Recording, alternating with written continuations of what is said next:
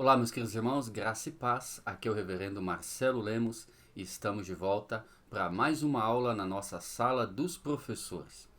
Hoje é a quarta aula da revista Examinai que está abordando o tema da carta aos Filipenses. Nessa quarta aula, o nosso tema é Cristo, o exemplo supremo. O objetivo dessa aula é nos mostrar o Senhor Jesus Cristo como aquele que nos deixou o grande exemplo que devemos seguir para que possamos viver o Evangelho. Como? Em humildade, em amor, caridade, compreensão, comunhão com Deus, com os irmãos, agindo de forma como Cristo também agiu quando esteve aqui entre nós. Esse é um tema muito importante, muito prático, ou seja, é um tema que tem tudo a ver com a nossa resposta ao Evangelho, com a nossa atitude para com as pessoas a partir do Evangelho. E eu quero deixar na tela a capa, como sempre fazemos da nossa revista, para que você tenha a oportunidade, caso deseje, de solicitar o seu exemplar, seja no formato impresso, seja no formato digital. O texto bíblico de base para a nossa lição de hoje está em Filipenses, capítulo 2, do versículo 1 ao 11. Vou colocar na tela o texto para que você possa acompanhar a leitura juntamente comigo. Portanto, se há algum conforto em Cristo, se há alguma consolação de amor, se há alguma comunhão no Espírito, se há alguns entranháveis afetos e compaixões, completai o meu gozo, para que sintais o mesmo, tendo o mesmo amor, o mesmo ânimo, sentindo uma mesma coisa. Nada façais por contenda ou por vanglória, mas por humildade. Cada um considere os outros superiores a si mesmo. Não atente cada um para o que é propriamente seu, mas cada qual também para o que é dos outros. De sorte que haja em vós o mesmo sentimento que houve também em Cristo Jesus, que, sendo em forma de Deus, não teve por usurpação ser igual a Deus, mas fez a si mesmo de nenhuma reputação, tomando a forma de servo, fazendo-se semelhante aos homens, e achado na forma de homem, humilhou-se a si mesmo, sendo obediente até a morte, e morte de cruz. Por isso também Deus o exaltou soberanamente, e lhe deu um nome que é sobre todo o nome, para que ao nome de Jesus se dobre todo o joelho dos que estão nos céus, e na terra, e debaixo da terra, e toda língua confesse que Jesus Cristo é o Senhor, para a glória de Deus Pai. Naturalmente, nesse texto encontramos diversos temas muito valiosos para a nossa vida espiritual, para a nossa vida moral, para a própria teologia cristã. Por exemplo, me acompanhe até o final desse vídeo, porque nós vamos fazer um parêntese para analisar a doutrina da kenosis, ou seja, a doutrina do esvaziamento de Cristo, que é uma doutrina que causa para algumas pessoas bastante confusão e bastante dificuldade para ser compreendida, e nós vamos tentar fazer alguma contribuição sobre esse tema do esvaziamento, a kenosis de Cristo. Mas não é só disso que esse texto está falando. Ele está, sim, entrando em um tema bastante profundo da teologia cristã, que é a doutrina da encarnação, do esvaziamento, da kenosis divina, mas ele está usando essa doutrina tão profunda como um pano de fundo para a nossa própria experiência cristã. É esse exemplo do Cristo que esvazia a si mesmo, o exemplo desse Cristo que sai em busca do outro, ou seja, em busca de mim, em busca de você, é a partir desse exemplo que eu posso me tornar uma pessoa melhor, um cristão melhor, e me tornar mais semelhante a Cristo. Então, basicamente é esse o tema e a proposta da lição número 4 da revista Examinai, que no início a gente colocou na tela. Então nós vamos dividir essa exposição em pelo menos 3 partes, para que você possa acompanhar de forma precisa a proposta que nos é feita a partir da revista. Antes de continuarmos com a nossa lição, eu quero te fazer um pedido muito especial. Se você puder, se inscreva no nosso canal, caso você ainda não seja inscrito. Também deixe o seu like, clica no joinha que aparece aí debaixo do vídeo e, se possível, compartilhe essa produção nas suas redes sociais. Nós temos um objetivo, que é alcançar pelo menos 1000 inscritos. Com isso, esse projeto se tornará muito maior, obterá mais recursos e muito mais indicações da própria plataforma do YouTube. Mas para isso, nós precisamos do seu apoio. Se esse material tem sido bênção na sua vida, nos apoie. A título de introdução, eu quero pedir que você observe um detalhe interessante. Este capítulo 2 da Carta aos Filipenses começa com a palavra portanto, ou, caso você esteja usando outra tradução, uma palavra semelhante como pois. Essas palavras, portanto, ou pois, como outras, por exemplo, entretanto, todavia, contudo e etc., demonstram haver uma ligação entre o pensamento que vai ser exposto a partir dela com o pensamento ou os pensamentos que foram expostos anteriormente. Isso significa que quando Paulo diz assim, portanto, se há algum conforto em Cristo, ele está ligando essa afirmação e todas as afirmações subsequentes àquilo que ele havia dito anteriormente. Isto faz parte de uma regra básica da hermenêutica, da arte da interpretação das Escrituras, que é compreender uma afirmação bíblica, um texto bíblico, a partir do seu contexto. E para que a gente possa fazer isso de modo adequado, é muito importante prestar atenção, dentre outras coisas, naturalmente, aos conectivos, né, que o próprio texto oferece para a gente, e neste caso aqui o conectivo é a palavra portanto, que liga, né, o versículo 2 ao que Paulo estava falando anteriormente. E aí, se você tiver a curiosidade, eu recomendo que você tenha, você pode voltar ao capítulo 2 e ver os temas que Paulo estava falando. Você sabe que nós estamos já na 4ª aula, então você pode voltar aí na playlist da Sala dos Professores e encontrar estudos, 3 estudos anteriores que vão falar mais particularmente a respeito do capítulo de número 1. Porém, em resumo, a gente sabe que Paulo estava falando sobre a unidade da igreja, o serviço que a igreja presta ao evangelho. Ele estava falando da sua disposição de morrer ou de viver, independente do que acontecesse, pela causa do evangelho. Ele está falando dos maus obreiros, dos bons obreiros, está falando da sua disposição de orar, de interceder em favor desses cristãos, está falando da unidade da igreja, está falando da coragem que os cristãos deviam ter para seguir pregando o evangelho, apesar de toda a oposição, de toda a perseguição que eles enfrentavam ali no contexto do Império Romano. Depois dele expor tudo isso, ele vai falar de que ele desejava que essa igreja fosse apresentada a Deus no último dia como uma igreja irrepreensível, uma igreja que trilhou o caminho da verdade. E aí ele abre o capítulo 2 dizendo, portanto. Ou seja, a partir de tudo que nós falamos, a partir de tudo que eu desejo para vocês, que eu peço a Deus para vocês, que eu elogio a respeito de vocês, que eu aprovo em vocês, à luz de tudo isso, portanto, se há algum conforto em Cristo, se há alguma consolação de amor, se há alguma comunhão no Espírito, se há alguns entranháveis afetos e compaixões, completai o meu gozo, para que sintais o mesmo, tendo o mesmo amor, o mesmo ânimo, sentindo uma mesma coisa.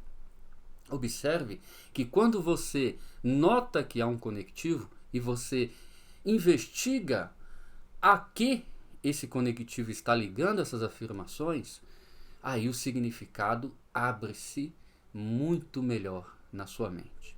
É como se uma janela, é como se a hermenêutica, ela abrisse uma janela e a partir dessa janela você fosse capaz de compreender melhor o que o texto bíblico está dizendo. E eu gostaria de deixar essa dica para você. Toda vez que você estiver lendo um texto bíblico, especialmente as cartas de Paulo, por exemplo, mas não só, é que eu estou usando as cartas de Paulo como exemplo, e esse exemplo ele é muito útil nas cartas de Paulo particularmente, mas não só, em outros textos também. Mas sempre que você estiver lendo um texto, preste atenção nesses conectivos. Portanto, agora, pois, todavia, porém. Essas palavras parecem tão simples, mas elas abrem janelas para o entendimento. Se eu chegar para você e falar assim, olha, portanto, hoje eu quero que você faça isso e isso. Você pode até entender o que eu quero que você faça, mas fica no ar o portanto. Afinal, portanto, o que? Eu gosto muito de fazer essa brincadeira com os meus alunos no seminário, por exemplo. Portanto, o que? Pois o que? Agora o que? Esses conectivos, eles indicam a importância de você saber o que veio anteriormente. Uma outra brincadeira que a gente faz com os alunos do seminário é a respeito das próprias divisões que encontramos no texto bíblico de capítulos, versículos, por exemplo. Você precisa saber que o texto bíblico, originalmente, não possuía esse tipo de divisão. Então você não tinha, por exemplo, Romanos capítulo 1, 2, 3, 4, 5. Ou Filipenses 1, 2, 3, 4, 5. E os capítulos também não foram divididos assim pelos autores. Paulo não chegava na igreja e falava, olha, eu mandei o mês passado uma carta para vocês e eu quero que vocês abram no capítulo 2, no versículo 5.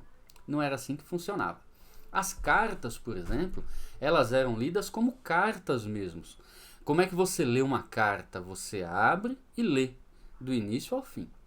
Ah, mas a carta de Romanos, Coríntios, é enorme. Ok, mas era assim que funcionava. Elas não tinham essas divisões como nós usamos hoje. Agora você imagine que se você tem uma carta, duas cartas, três cartas, é relativamente fácil encontrar a referência aos textos que você procura. Mas se você pensar na Bíblia como um todo, no nosso caso, protestante evangélico, com 66 livros, e você não tem essas divisões, obviamente ficaria extremamente difícil ou impossível, provavelmente, encontrar alguma referência. Por exemplo, Isaías 42, versículo 3. Muito difícil fazer essa localização de modo rápido e ágil, por exemplo, dentro de um culto, dentro de uma liturgia. Como é que o pregador faria isso? Seria muito difícil. Então, alguém teve a ideia, muito boa por sinal, de dividir os livros em capítulos e os capítulos em versículos.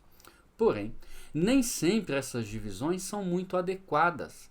Então, acontece muito, por exemplo, na carta aos Romanos, eu vou dar alguns exemplos aqui, de um capítulo quebrar o raciocínio, o pensamento do autor. Porque começa a abordar um tema que é, no geral, diferente do anterior, alguém foi lá e dividiu o capítulo e o versículo. Então, quando você percebe os conectivos, como o dos exemplos que eu falei aqui, você começa a perceber essas ligações e essa unidade maior que existe entre capítulos e versículos. Afinal, precisamos entender que quando os autores escreveram, eles, na maioria dos casos, entenderam esses textos como uma sequência, como uma unidade, um todo orgânico. Depois nós, por conveniência, até uma boa ideia, repito, acabamos fazendo essas divisões. Tem uma piadinha que diz que quando foram dividir a Bíblia, a pessoa estava andando de carroça, de cavalo, e ela ia lá dividir Romanos 5, por exemplo, dava um trote no cavalo e ele dividia no lugar errado e cortava o pensamento de Paulo. Eu estou citando Romanos porque existem exemplos muito claros lá, eu separei alguns para vocês. Por exemplo, Romanos 2:1 começa dizendo assim, portanto, és indesculpável, ó homem. Ele começa o capítulo 2 falando isso. Se você não lê o capítulo 1, esse portanto não faz sentido. Se você não lê o capítulo 1, você não entende, portanto, o que o homem é indesculpável. Entendeu? Esses conectivos, eles são indicativos muito valiosos para que você compreenda um texto adequadamente. Em Romanos, capítulo 3, versículo 1, nós encontramos outro exemplo do valor do conectivo. Paulo pergunta assim: portanto, qual é a vantagem de ser judeu? Portanto, o quê? Como assim? Quem disse que é desvantajoso ser judeu? Se você só leu esse versículo no capítulo 3 e não voltar ao 1 e o 2 e entender o que Paulo está falando a respeito do judaísmo, aí você não vai entender todo o contexto do que ele quer dizer com essas palavras. Em Romanos 4, versículo 1, Paulo diz assim: que, pois, diremos ter alcançado? Tem um pois, um portanto aqui. Precisa voltar. No capítulo 5, versículo 1, ocorre a mesma coisa. Justificados, portanto, mediante a fé, portanto o quê? Conectivos. No capítulo 6, versículo 1, tem um exemplo maravilhoso que ele diz assim: que diremos, pois? Que diremos, então? Permaneceremos no pecado? Como assim? Por que Paulo está sendo acusado de dizer que deveria os cristãos permanecer no pecado? Claro, quando você entende toda a defesa que Paulo está fazendo em Romanos a respeito da justificação pela fé e não pelas obras, você entende. Mas, se você só pega o versículo 1 do capítulo 6, não faz sentido. Então, esses conectivos, eles indicam a necessidade de você voltar um pouquinho na leitura para compreender a totalidade do argumento. E é o que está acontecendo aqui em Filipenses capítulo 2, que começa com um portanto ou um pois, dependendo da sua tradução.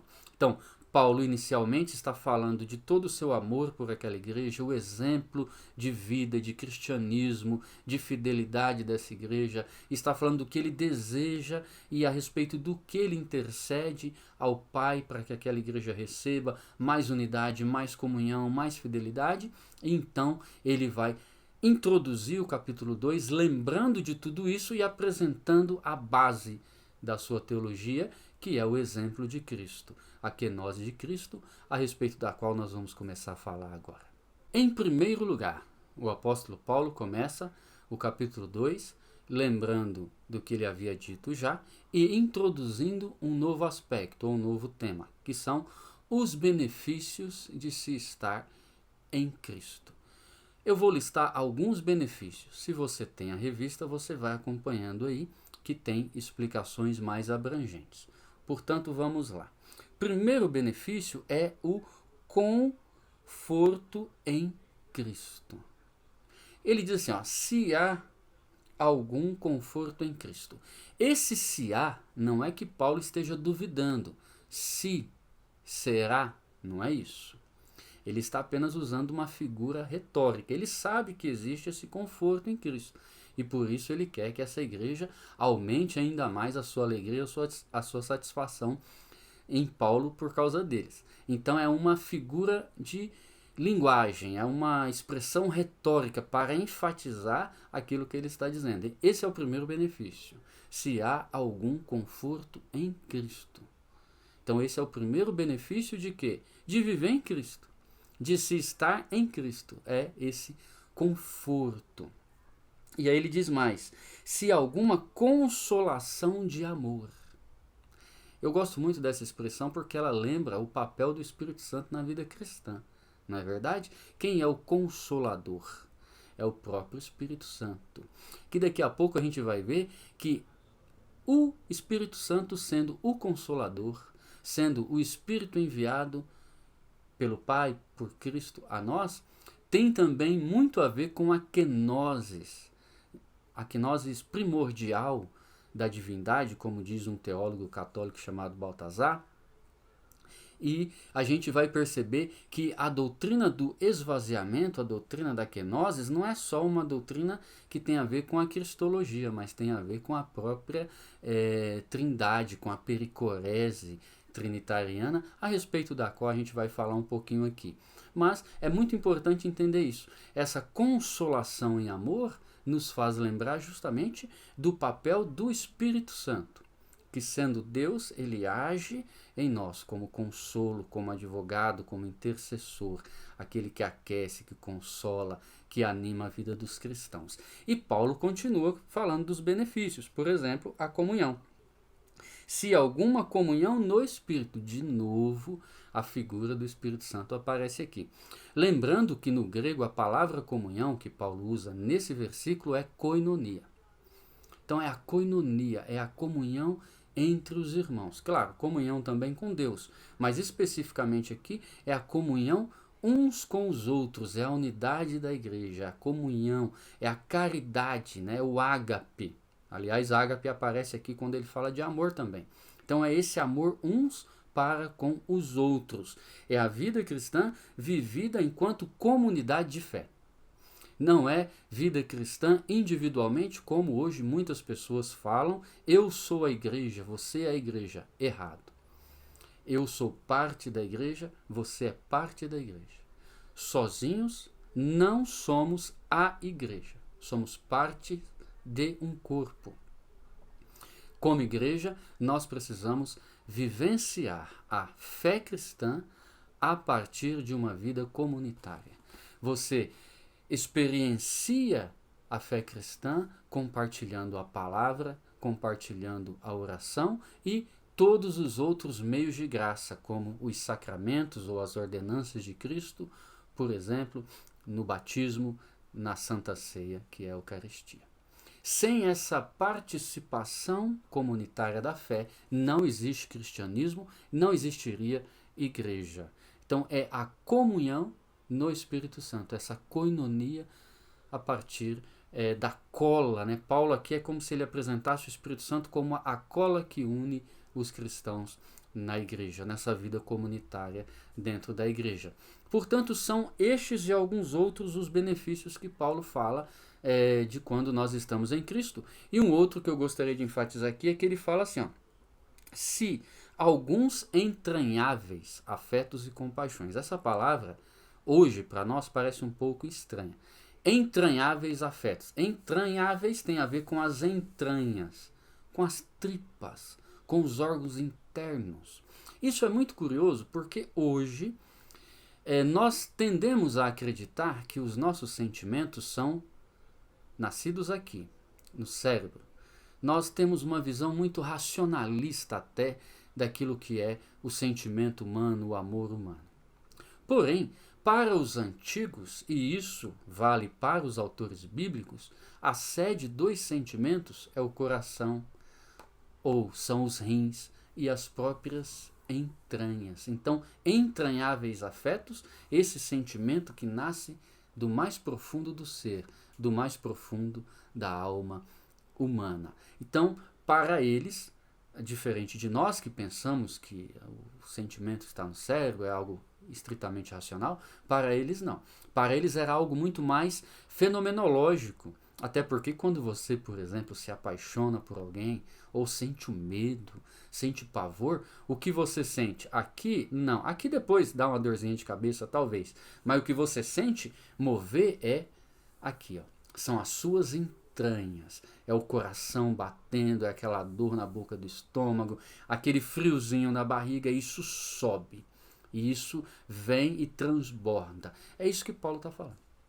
Entranháveis afeto. É esse sentimento, essa dimensão, essa profundidade de sentimento que o apóstolo Paulo fala e descreve como sendo um dos benefícios de nós, como igreja, estarmos em Cristo. E tudo isso Paulo conecta ao exemplo do próprio Cristo, ao exemplo de esvaziamento, a kenosis de Cristo, a respeito da qual nós iremos falar daqui a pouco. Porém, antes de chegar na kenosis, Paulo fala sobre o caminho necessário para aqueles que querem alcançar a humildade. Existe um caminho, existe um processo.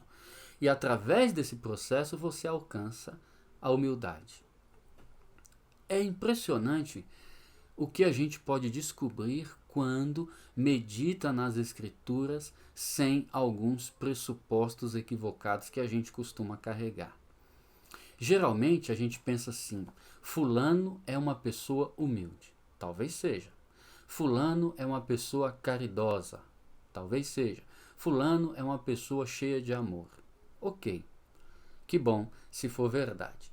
Porém, quando a gente diz isso, é muito comum que por trás dessas descrições a respeito do outro, a gente imagine que a pessoa nasceu assim. A pessoa nasceu cheia de amor, cheia de humildade, cheia disso, cheia daquilo, como se a pessoa fosse um novo Cristo sobre a terra.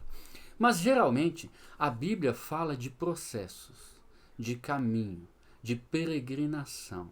Ela fala de um crescimento espiritual. É claro que existe o dom de Deus. É claro que Deus transforma, Deus renova. Porém, mesmo nessa transformação e nessa renovação, existe um caminho. Existe um processo. Existe, inclusive, o que muitas pessoas não gostam que a gente fale, mas é a disciplina espiritual. A vida espiritual envolve disciplina.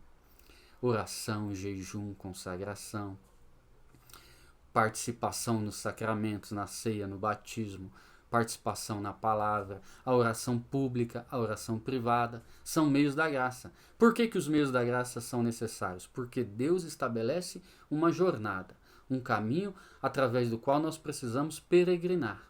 E aí quando a gente faz essa trajetória, quando a gente cruza esse caminho, quando a gente percorre esse caminho, a gente alcança o objetivo, a gente alcança o prêmio final. E por que é importante perceber isso? Para que a gente não fique refém daquelas ideias mágicas a respeito da fé cristã. Nossa, como eu queria ser santo. Seja santo. Nossa, como eu queria ser espiritual. Seja espiritual. Nossa, como eu queria ser um pregador melhor. Busque ser um pregador melhor. Como eu queria ser um obreiro fiel, um obreiro dedicado, um obreiro que ama a obra, que ama as almas. Faça isso. Trilhe o caminho que Deus propõe e você vai alcançar o objetivo final. Porque se a gente fica com essas ideias mágicas a respeito da vida cristã, nós vamos esperar que um dia venha um anjo e nos torne santos. Venha um anjo e nos dê o dom da palavra. Venha o anjo e nos faça visitar aquele amigo que está doente, que está no presídio. Venha um anjo e faça isso, faça aquilo. Não. Deus já estabeleceu um caminho, um processo. Não existe vitória final na vida cristã sem passar pelo processo, sem trilhar o caminho. Esse é o objetivo, inclusive, da vida cristã.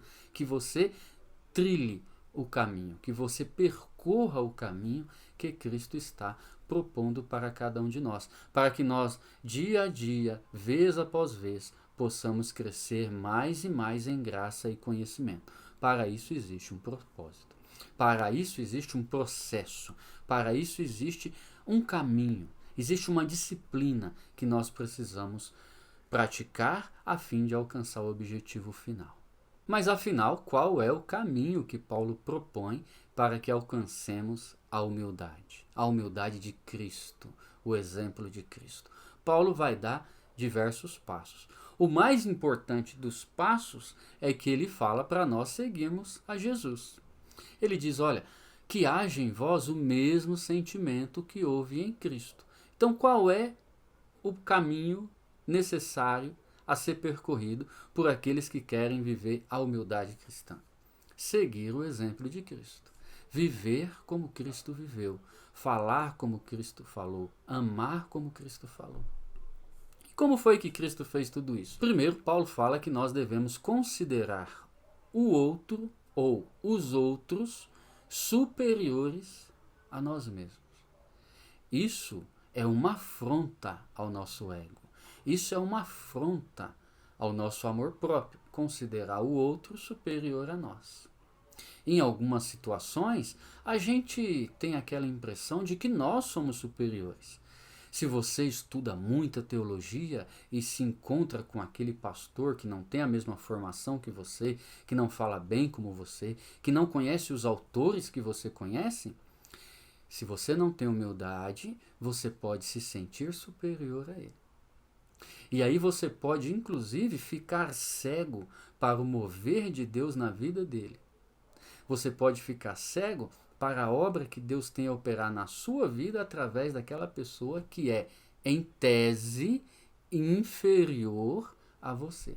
Na verdade, não existe essa inferioridade. É o nosso ego, é o nosso orgulho, é o nosso pecado que muitas vezes quer falar mais alto. Eu costumo dizer para os meus alunos de homilética, por exemplo, que um dos grandes problemas de se estudar hermenêutica e homilética é que você se torna mais exigente com a pregação do outro, com a interpretação do outro. Então, é muito importante que você mantenha sempre um olhar, uma postura de humildade. Que você esteja sempre aberto à possibilidade de que o outro tenha algo para te ensinar. Mesmo que você, erroneamente, imagine que existe alguma superioridade em você. Porque essa superioridade não existe. Principalmente na obra de Deus, principalmente na casa de Deus. Charles Spurgeon foi o maior dos pregadores batistas, o príncipe dos pregadores, um homem cheio de eloquência, cheio de poder. A sua pregação arrastava milhares de pessoas na Inglaterra, em todo o Reino Unido, nos Estados Unidos. Até hoje, as suas pregações fazem sucesso, vendem milhões de livros. Mas ele conta que quando ele se converteu, ele estava fugindo de uma chuva, entra numa igreja, salvo engano, metodista, e naquele dia, por causa da chuva, o pregador da igreja não havia comparecido, foi impedido de comparecer, e alguém da igreja, um senhor, um ancião da igreja, ficou com a responsabilidade de pregar. E ele não sabia pregar. Ele não sabia onde começar, como desenvolver, como encerrar um sermão. Mas ele repetia sempre uma frase: olhe para ele, olhe para o Filho, olhe para Jesus. Faça isso e você vai ser salvo. Essa simples palavra, na boca daquele homem, cheio do Espírito Santo, foi como uma flecha no coração de Charles Spurgeon. Ele se converteu e se tornou um dos maiores pregadores da história da igreja. Hoje nós nos lembramos de Spurgeon, mas Spurgeon se lembrava daquele pregador humilde. Então não existe superioridade. O que acontece é o nosso ego, é o nosso orgulho falando. Então nós precisamos seguir o exemplo de Cristo. Qual exemplo? Considerar o outro superior a nós mesmos. Não é isso que Cristo fala? Olha, eu não vim para ser servido, eu vim para ser um servo. Em segundo lugar, Paulo diz que o caminho para alcançar a humildade precisa passar por uma regra muito simples. Não considerar somente o que é seu, mas considerar também e principalmente, eu diria, aquilo que é dos outros. Nós somos muito rápidos, muito ágeis, por exemplo, ao exigir o nosso direito, ao exigir a nossa razão. E quando isso acontece, muitas vezes nós nos esquecemos do direito do outro, da razão do outro. E às vezes a gente até está certo. Porém, nem sempre a gente está sendo realmente justo. Porque é preciso considerar o outro. É preciso considerar a necessidade do outro, o direito do outro. Eu amo de coração o exemplo de José, pai de Jesus. Pensa comigo. José descobre que a sua jovem esposa está grávida. Ele sabe que ele não é o pai. Pela lei, ele tinha diversos direitos. Abandonar Maria, denunciar Maria. Talvez até exigir a pena de morte para Maria. Não era tão simples assim no contexto, mas era uma possibilidade. José, no entanto, decide fugir. Ele decide ir embora. Pensa comigo. Se José vai embora e abandona Maria, sem denunciá-la, quem é que ia sair como culpado na história? E ele decide que iria fazer isso. Ao invés de tornar Maria a vergonha pública na cidade, ele decide ser a vergonha pública. Ele está assumindo a vergonha. Não, eu vou embora. Ele não denuncia Maria. Ele poderia ter denunciado e ido embora por vergonha, como a maioria das pessoas entende, mas não é isso que ele fala. O texto bíblico fala que para não denunciar Maria, desejando o bem de Maria, ele decide fugir, ou seja, ele decide assumir a culpa. Ele decide assumir a vergonha de Maria, que ele achava que havia uma vergonha ali. Até esse momento, José não sabia que o que havia no ventre de Maria era obra, fruto do Espírito Santo. E a Bíblia diz que José fez isso sendo justo. Olha que interessante. Por que que Deus julgou José um homem justo? Porque ele, por amor a Maria, abriu mão do seu direito. Não considere cada um o que é seu, mas principalmente o que é do outro. Não aquilo que você tem por direito, mas aquilo que você pode fazer pelo direito do outro. Então veja que este é outro elemento que há nesse caminho que nós precisamos percorrer para alcançar a mesma humildade que havia em Cristo. Paulo faz essas observações e introduz o exemplo de Cristo. É através do exemplo de Cristo que nós podemos aprender e viver como Cristo viveu.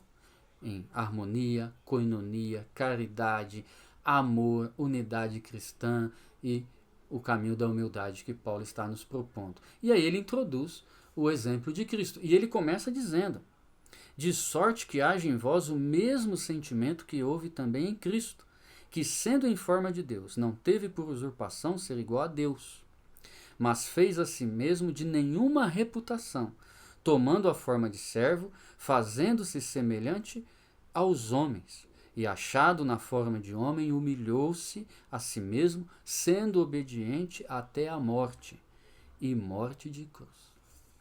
Algumas pessoas acham que esse texto está negando a divindade de Jesus. Ele não teve por usurpação ser igual a Deus. Então as pessoas pensam assim: ele não quis tomar o lugar de Deus. Essa é a interpretação, por exemplo, dos nossos amigos das testemunhas de Jeová. Eles interpretam esse texto assim, que Cristo não quis usurpar o lugar de Deus. Então eles entendem que Cristo não era Deus e também não quis ser igual a Deus. Mas não é isso que o texto está dizendo. Até porque, se fosse isso que o texto diz, o exemplo de Cristo não serve para nós. Afinal de contas, se Cristo simplesmente não quis ser algo que ele não era, qual é o sentido do seu esvaziamento? Ele esvaziou-se de quê? Então, o que Paulo está dizendo é que ele, mesmo sendo em forma de Deus, ou seja, mesmo ele sendo uma pessoa da Santíssima Trindade, ele não julgou isso como algo a que ele devia se apegar, a ponto de não esvaziar-se e tornar-se homem, e vir a este mundo como homem, semelhante a mim e semelhante a você, para que assim pudesse operar a redenção que nós tanto precisávamos. É desse esvaziamento que Paulo está falando. E é muito importante notar aqui que o esvaziamento não significa que Cristo abriu mão de sua divindade, que ele deixou de ser Deus, ou que ele abriu mão dos seus atributos divinos. Algumas pessoas parecem imaginar isso, mas isso não é verdade. Cristo nunca deixou de ser todo-poderoso, onipotente, onisciente. Nada disso. Cristo permaneceu com todos os seus atributos, com a sua divindade plena e intocável.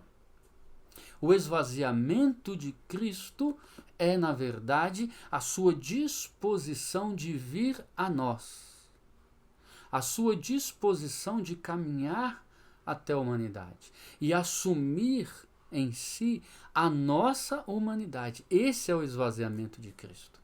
É claro que a gente pode falar que quando Cristo fez isso, de certa forma, ele assumiu uma autolimitação. Mas essa autolimitação é algo que ele assume. É algo que ele toma para si. Por exemplo, ele passa a ter sede, fome, medo.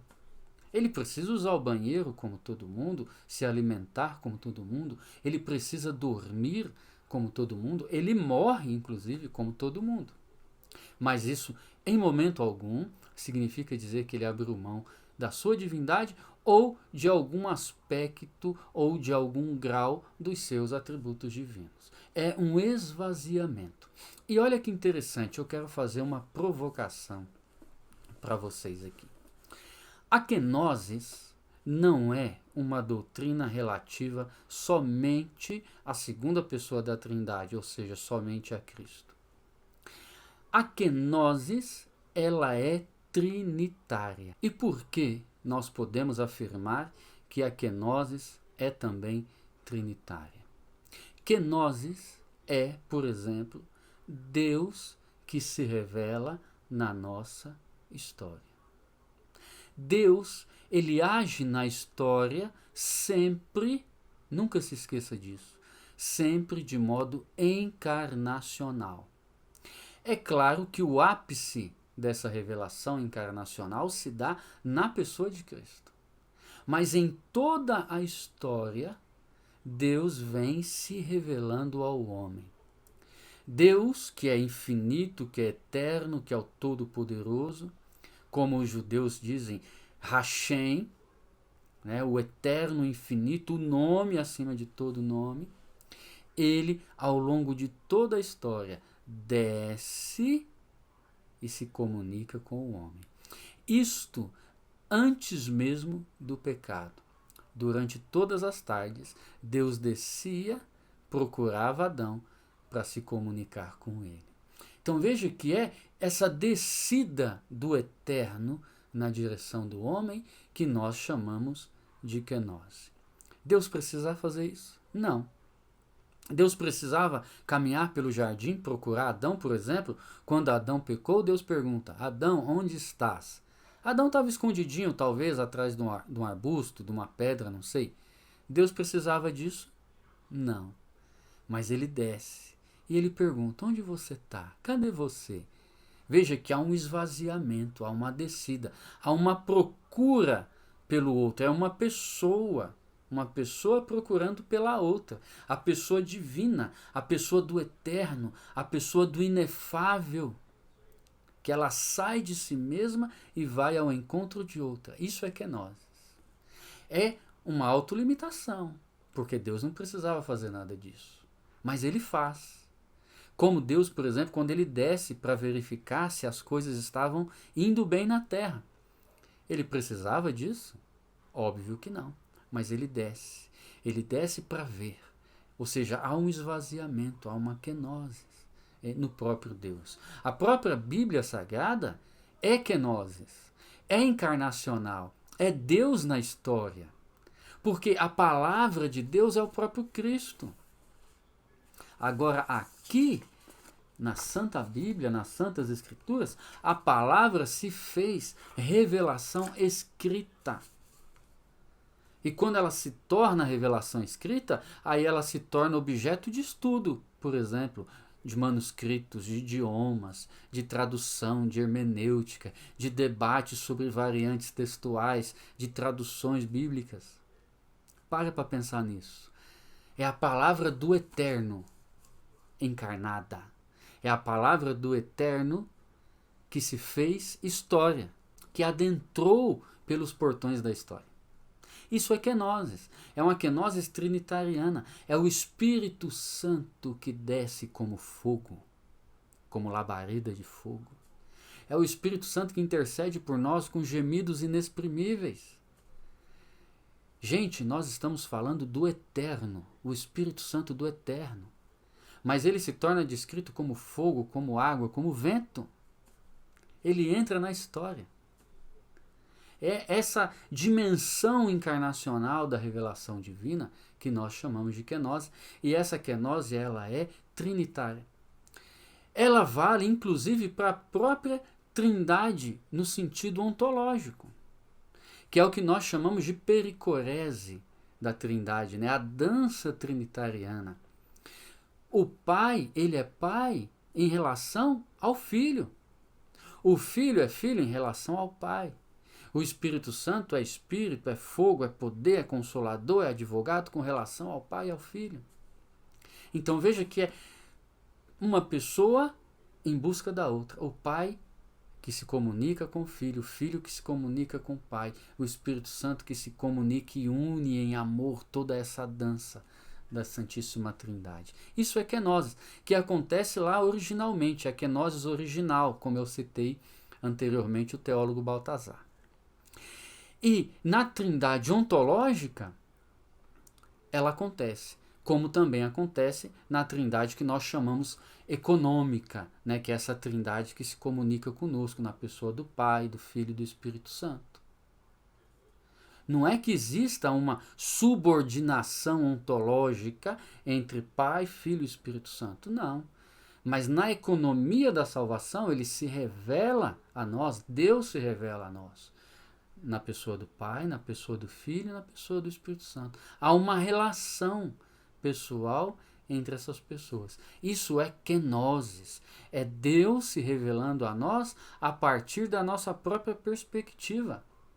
A partir de uma linguagem que nós podemos compreender. Isso é kenosis. E em Cristo, isso atinge o seu clímax. Isso atinge o seu nível máximo.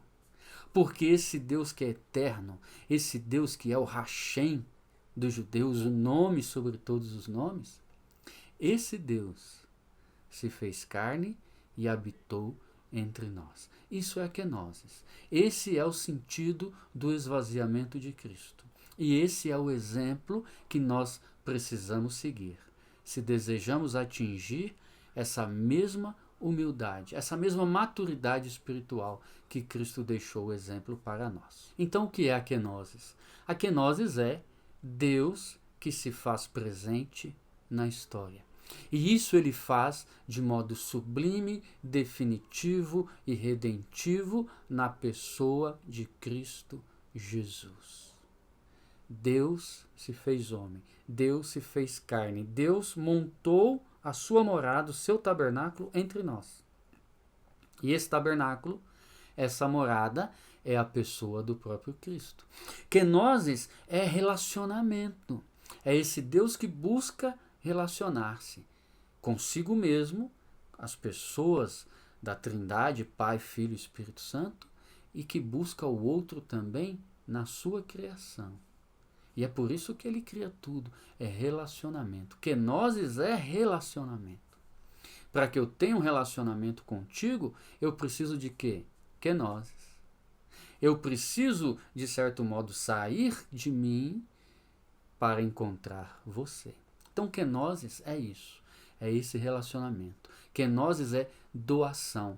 Kenosis é caridade. Kenosis é filantropia. Kenosis é koinonia, é amor, é ágape. Isso é kenosis. Esse é o exemplo do Cristo, o Deus que se fez menino. O Deus que naquele menino, em Belém, tremia de frio. E enquanto ele tremia de frio, o inferno tremia de medo. Isso é kenosis. E é esse o exemplo que Cristo deixou para nós. E é a proposta que a revista traz na lição de número 4, para que a gente possa seguir. Para encerrar esse vídeo, eu quero novamente convidar você a se inscrever no canal, a curtir o nosso conteúdo e a compartilhar os nossos vídeos. Toda semana, em média, 2 ou 3 vídeos estão sendo publicados aqui para vocês e a gente deseja de coração que esse material possa ser bênção sobre a sua vida, sobre o seu ministério. Nos ajude compartilhando esse material. Um forte abraço.